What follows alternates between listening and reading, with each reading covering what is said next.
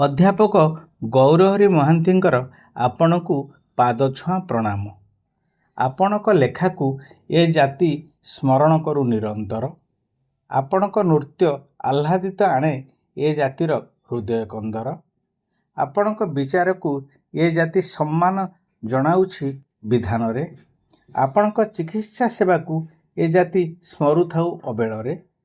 ଆପଣଙ୍କ ବୃକ୍ଷ ଯତ୍ନ ଏ ଜାତି ସବୁଜ ଧରଣୀ ଦେଖୁ ଚିରକାଳ। ଆପଣଙ୍କ ସାହସ ଏ ଜାତି ଉତ୍ତରଦାୟିତାଙ୍କ ଅସମୟ ବଳ।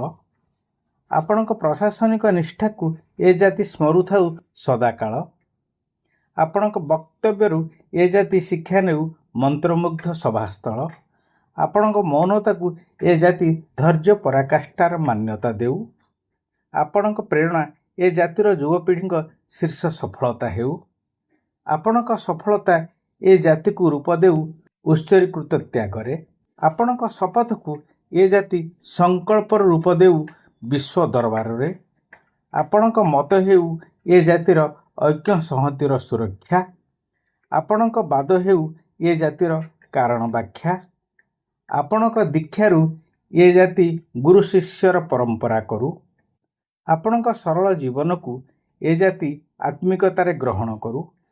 ଆପଣଙ୍କ ପାଦଛୁଆଁ ପ୍ରଣାମ ଏ ଜାତି ମନେ ରଖୁ ଚିରନ୍ତନ। ଆପଣଙ୍କ ପ୍ରାର୍ଥନା ଏ ଜାତିର କରୁ ମଙ୍ଗଳ ବିଧାନ।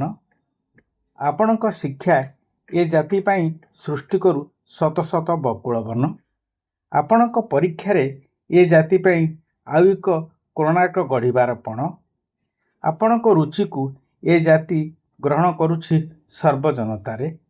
ଆପଣଙ୍କ ଗାୟନରେ ଏ ଜାତି ବିମୋହିତ ହେଉ ମୂର୍ଚ୍ଛନାରେ।